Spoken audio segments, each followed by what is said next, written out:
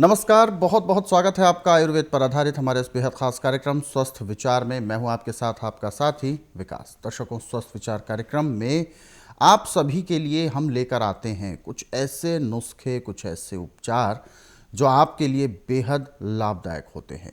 क्योंकि अक्सर हम जब भी अपने दैनिक दिनचर्या में होते हैं, अपने जीवन में, घरेलू ज़िंदगी में, हम अक्सर छोटे छोटे रोगों से घिर जाते हैं। या कभी मौसम बदलता है तो रोग होते हैं, या हम नॉर्मली कुछ ऐसी चीज़ें खा लेते हैं जिससे हमें परेशानी उत्पन्न होने लगती है। बस इस कार्यक्रम के माध्यम से हम आपके अंदर ये जागरूकता लेकर आने का प्रयास करते हैं कि जब भी आपके अंदर छोटी से छोटी भी कोई परेशानी महसूस होने लगे तो उसको आप नज़रअंदाज ना करें। क्योंकि गलत खाई गई चीज़ परेशानी का सबब बन सकती है, गलत तरीके से हमारी दिनचर्या हमारी परेशानी का सबब बन सकती है। तो ये सब चीज़ें आपके साथ ना हो, क्या कुछ हमें सुधार करना है, क्या कुछ हमें परिवर्तन लेकर आना है, और कैसे हमें अपने दिनचर्या को व्यवस्थित करना है, निरोगी रहने का मूल मंत्र इस कार्यक्रम के माध्यम से आपको बताया जाता है। और इन सभी विषयों में हमारा मार्गदर्शन करते हैं जाने माने आयुर्वेद के ज्ञाता गायत्री सिद्ध पंडित श्री लक्ष्मण दास रत्न भारद्वाज जी। चलिए, सबसे पहले गुरु जी का स्वागत करेंगे, कार्यक्रम की शुरुआत करते हैं। गुरु जी नमस्कार। नमस्कार। दर्शकों, स्वस्थ विचार कार्यक्रम में एक नहीं, दो नहीं, बल्कि कई प्रकार के रोगों को ठीक करने के नुस्खे, रामबाण उपचार आप तक पहुंचाए जाते हैं। क्योंकि आजकल के इस भागदौड़ भरी जिंदगी में कहीं ना कहीं हम अपनी इस प्राचीन धरोहर से दूर होते जा रहे हैं, या यूं कहें हमारा रुझान आयुर्वेद की ओर से कम होता जा रहा है। क्योंकि उसके कई कारण हैं।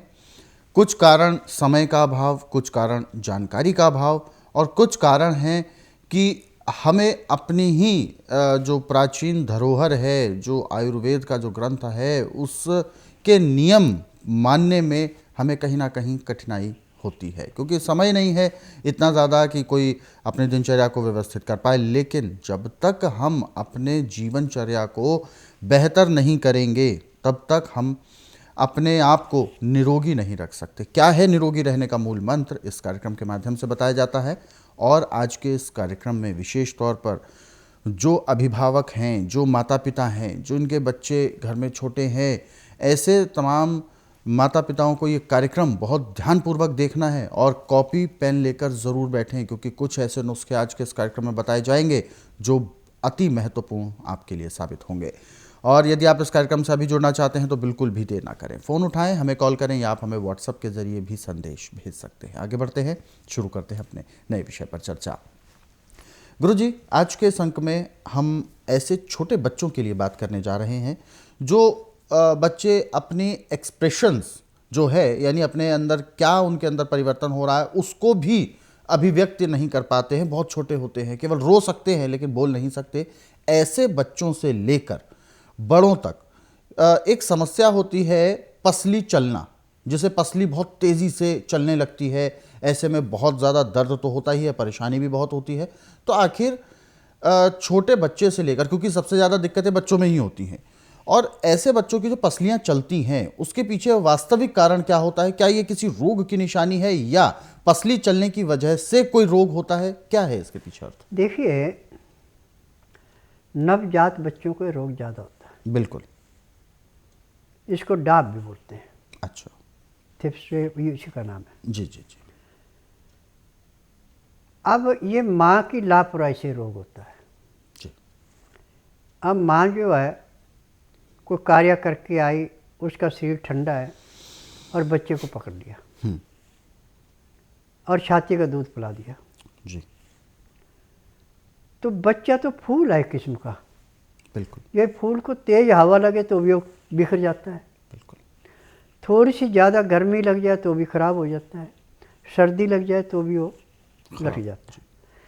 तो जब उसकी ठंड फेफड़ों में चली जाती है तो बच्चे को सांस लेने में तकलीफ़ होती है, और पसली जब वो सांस खींचता है तो पसली उठती बैठती है और बहुत ज़्यादा तकलीफ़ होती है। बल्कि 100 में से 80% की तो मृत्यु ही हो जाती है। जी। सिर्फ 20% जो थोड़ी केयर करके बच जाते हैं। जी। और मेडिकल में ऐसे बच्चों को आईसीयू में रखते हैं। बिल्कुल। आईसीयू ठीक है कि भाई टेम्परेरी रिलीफ दे देता है, परंतु रोग पूरा कटता नहीं है।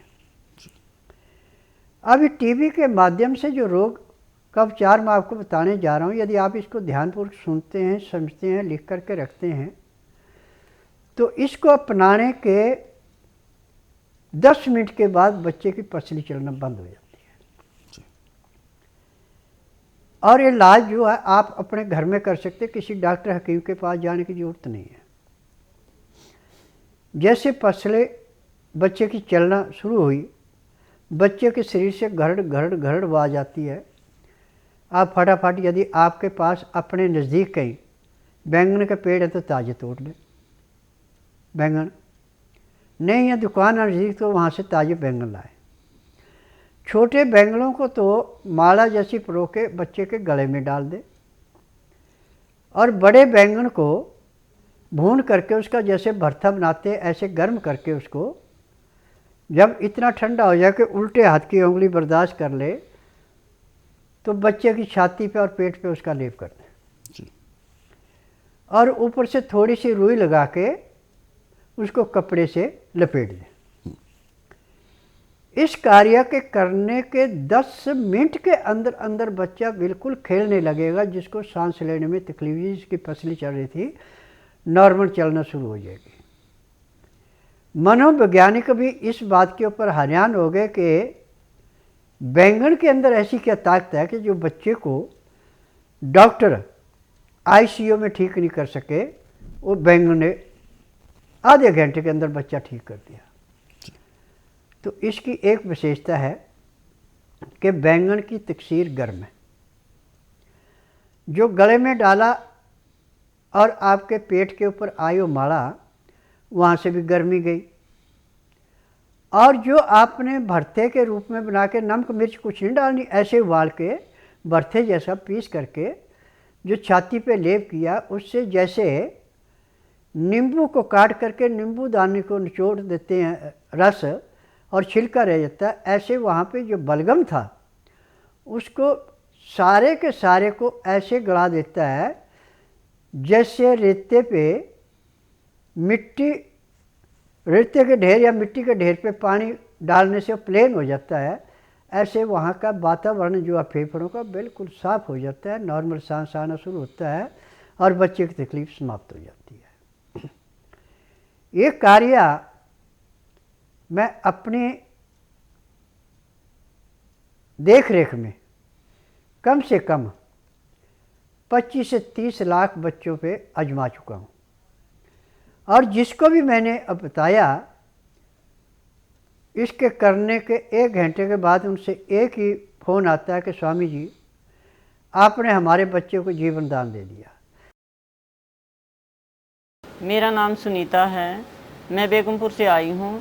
मेरे पेट में डॉक्टरों ने रसोली बताई थी, मैंने अल्ट्रासाउंड करवाया था, रसोली बताई थी। तो मैं टीवी चैनल देखकर बाबा जी के पास आई, बाबा जी ने रसोली बताई थी और वो मेरे को दवाई दी थी, और वो मैंने 2 बार दवाई खाने के बाद मेरी रसोली ख़त्म हो।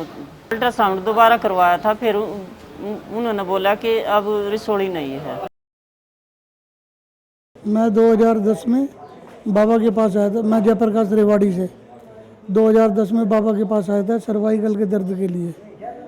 बड़े से बड़े डॉक्टरों ने कहा कि आपको सर्वाइकल स्पॉन्डोलाइट है, लेकिन बाबा ने मेरे को यहाँ नब्ज देख के इलाज दिया और मैं 15 दिन के अंदर बिल्कुल ठीक हो गया। अब फिर दोबारा मेरे को ये डॉक्टर माइग्रेन का दर्द बता रहे हैं हम सिर में। अब 3 महीने से मेरे को मतलब सिर में दर्द हो रहा है। मैंने बड़े बड़े डॉक्टरों को दिखाया, रेवाड़ी, दिल्ली, जयपुर, जो भी डॉक्टर कहते हैं सीटी स्कैन करके कि माइग्रेन का दर्द है, लेकिन बाबा के आके यहाँ मैंने नाड़ी परीक्षण कराया और बाबा ने मेरे को 15 दिन का दवाई दिया था। अब मेरे को कुछ आराम लग रहा है, यहाँ रिलीफ है कि आगे मैं ठीक हो जाऊँगा। फिलहाल हमारे साथ दर्शक जुड़ गए हैं लाइन पर, आइए उनसे बात करते हैं। हेलो गणेश यादव जी, अपना सवाल बताइए गणेश जी, अब क्या परेशानी है आपकी? हेलो, बताया जी, किडनी में पथरी है 4 mm की। किडनी में पथरी है 4 mm की, जी। देखो ऐसा बेटा, अभी जो मैंने आपको नुस्खा बताया था, यदि आप इस नुस्खे को अपना लेते हैं तो भी पथरी टूट जाएगी। और यदि आप नुस्खा नहीं अपना सकते हैं तो आप बुधवार छोड़कर गुरुवार से लेकर मंगलवार के बीच में मेरे आश्रम में आइए। जिस दिन आना उस दिन रात्रि 10 बजे तक खा पी के दातन कूड़ा करके बड़ी इलायची मुंह में रख के चूसते रहें। सुबह 9 से 10 के अंदर अपना नामकरण कराएं। 10 से 12 में नाड़ी परीक्षण करूँगा। नाड़ी परीक्षण में पैर के तलुए से सिर के बाल तक की MRI, CT scan, x ray, ultrasound, ECG, sonography सब कुछ 5 सेकंड में हो जाए। उसमें जो भी कमी शरीर के अंदर पाई जाएगी दवाइयाँ दी जाएंगी। दवाइयाँ खाने की हैं, दवाइयाँ पीने की हैं, मालिश करने के तेल हैं, आँख में, नाक में, कान में डालने की दवाइयाँ हैं। ये दवाइयाँ आप नियम से लेते हैं, परहेज करते हैं तो जिस दिन आएंगे उस दिन के बाद आपको पथरी का दर्द नहीं पड़ेगा और 15 दिन में आपकी पथरी समाप्त हो जाएगी। आगे बढ़ते हैं कार्यक्रम में। जो दर्शकों ने हमें मैसेजेस भेजे हुए हैं हम उन पर बात कर लेते हैं। पहला व्हाट्सएप मैसेज हम ले रहे हैं। मनोज कुमार पारिदा जी हैं, 36 वर्ष की उम्र है, कटक से बात कर रहे हैं। हाइपोथायराइड की समस्या है, पेशेंट हैं और थायराइड की समस्या इनको 12 वर्ष से है। हालांकि इन्होंने कुछ टैबलेट्स के नाम भी लिखे हैं, ले रहे हैं रेगुलर, लेकिन केवल कंट्रोल यानी बढ़ नहीं रहा, लेकिन ठीक भी नहीं हो रहा। देखिए, आज पूरे संसार में थायराइड की कोई दवाई नहीं है। आज आयुर्वेद, यूनानी, होम्योपैथिक, नेचुरल्स का इलाज तो खूब कर रहे हैं, परंतु उनमें फार्मूले पूरे नहीं है दवाइयों में, तो फिर आपका थायराइड कहाँ से कटेगा। स्वस्थ विचार एकमात्र ऐसा आश्रम है जहाँ पे ना तो रोगी मुंह से बोलता है कि मुझे तकलीफ़ है, ना कागज पत्थर लाना पड़ता है, ना मशीनों से टेस्ट किया जाता है। मैं नाड़ी वैद्य हूँ। जिस दिन आपने आना है उस दिन बुधवार नहीं होना चाहिए, गुरुवार से लेकर मंगलवार के बीच में आना। जिस दिन आना है उस दिन रात्रि 10 बजे तक खा पी के दातन कूड़ा करके बड़ी इलायची मुंह में रख के चूसते रहना।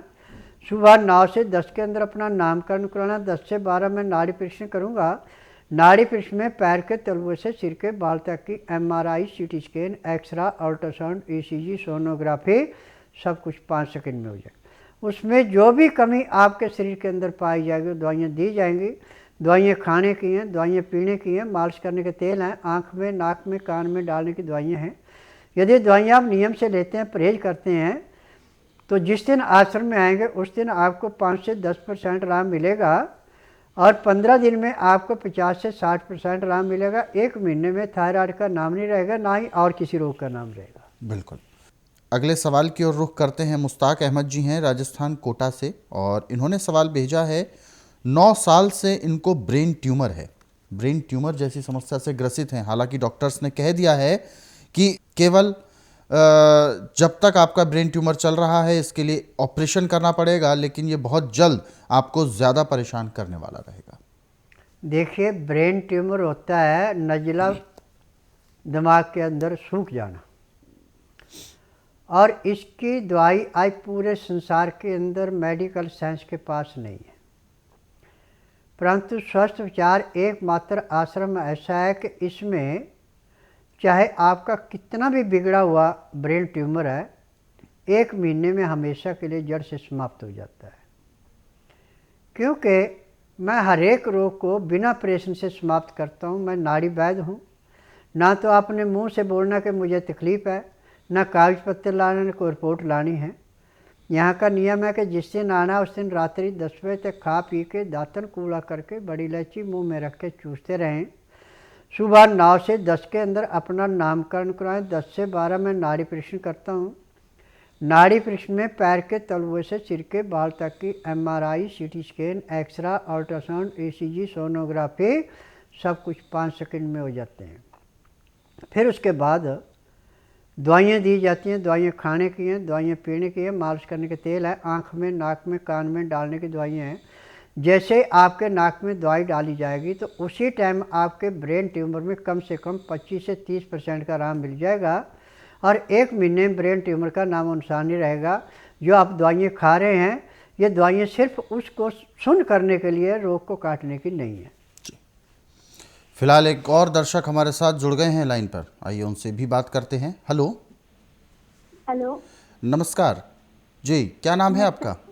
मैं अपने हस्बैंड के बारे में पूछना चाह रही हूँ जी। जी, आपके हस्बैंड का क्या नाम है? हंसराज जी। कहाँ से बात कर रहे हैं आप? हिमाचल से कर रहे हैं जी। गुरुजी आपको सुन रहे हैं, पूछिए क्या सवाल है आपका, बताइए बताइए सवाल बताइए अपना। मेरे हस्बैंड के जी टांगों में इनके थोड़ा कमजोरी है आई जी। हाँ, टांगों में इनकी कमजोरी है जी। टांगों में कमजोरी और ज़्यादा रहती पैरों है में स्वेलिंग आ रही है जी। और पैरों में स्वेलिंग भी है। देखो बेटा, जब किसी की किडनी के अंदर नुक्स आता है, पेशाब खुल के नहीं आता, टट्टी खुल के नहीं आती, तो खून के अंदर नज़ला जो है रुक जाता है और इससे रोग दिन दुगने रातें चौगुनी बढ़ता है। इसका उपचार जो टीवी के माध्यम से करने का नहीं होता। आप ऐसा कीजिए, बुधवार छोड़कर गुरुवार से लेकर मंगलवार के बीच में इसको मेरे आश्रम में लाइए। जिस दिन आश्रम में लाना है उस दिन रात्रि 10 बजे तक खिला पिला के दातन कूड़ा खुरा के बड़ी इलायची इनको मुंह में चूसने के लिए दे दें। सुबह 9 से 10 के अंदर इनका नामकरण कराना। 10 से 12 में नाड़ी परीक्षण करूँगा। नाड़ी परीक्षण में पैर के तलवे से सिर के बाल तक की MRI, CT scan, x ray, ultrasound, ECG, sonography सब कुछ 5 सेकंड में हो जाए। उसमें जो भी कमी शरीर के अंदर पाई जाएगी दवाइयाँ दी जाएंगी। दवाइयाँ खाने की हैं, दवाइयाँ पीने की हैं, मालिश करने के तेल हैं, आँख में, नाक में, कान में डालने की दवाइयाँ हैं।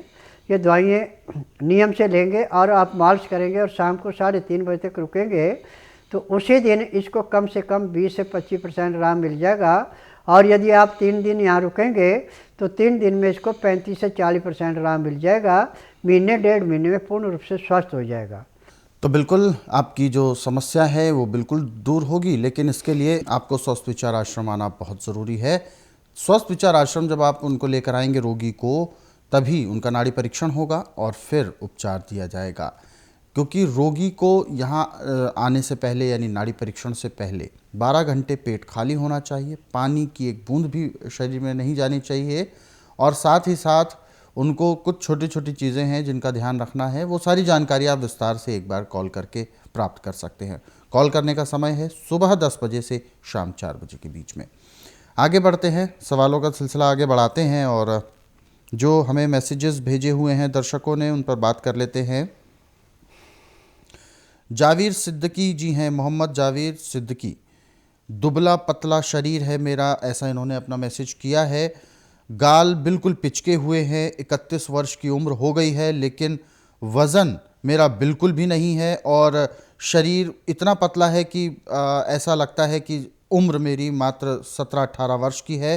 दर्द पूरे शरीर में रहता है, थकान जल्दी हो जाती है। देखिए, जब लीवर पूरा काम नहीं करेगा, पैंक्री इंसुलिन नहीं बनाएगी, पित्त में तेजाब बढ़ेगा, गुर्दे में जाके उसकी पूरी सफाई नहीं होगी, तिल्ली को जो खून दिया जाएगा उसको स्वीकार नहीं करेगी, तो ये रोग पैदा होते हैं।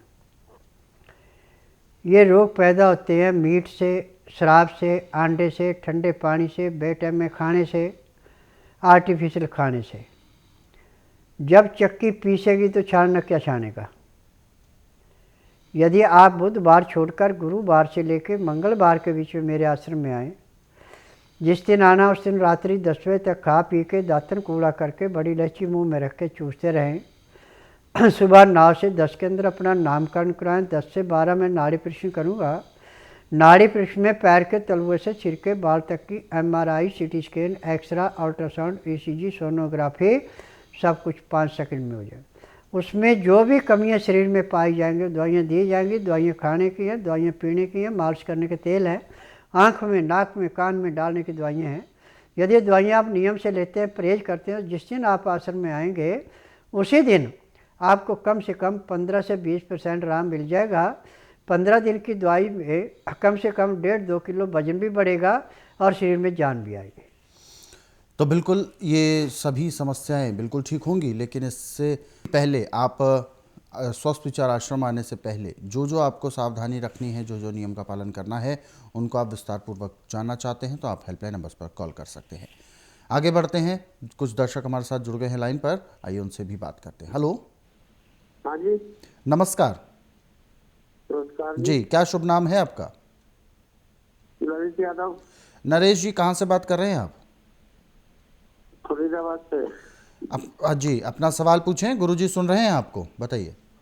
किडनी में 4 mm की पथरी है। जी जी जी। मैंने एक ही बात कही है कि जो मैंने पहले सीरियल बताया, यदि उसको अपनाते हैं तो भी पथरी टूट जाएगी। यदि उस नियम को नहीं अपना सकते हैं तो आप बुधवार छोड़कर गुरुवार से लेकर मंगलवार के बीच में मेरे आश्रम में आइए। जिस दिन आना उस दिन रात्रि 10 बजे तक खा पी के दातन कूड़ा करके बड़ी इलायची मुंह में रख के चूसते रहना। सुबह 9 से 10 के अंदर अपना नामकरण करवाना। 10 से 12 में नाड़ी परीक्षण करूँगा।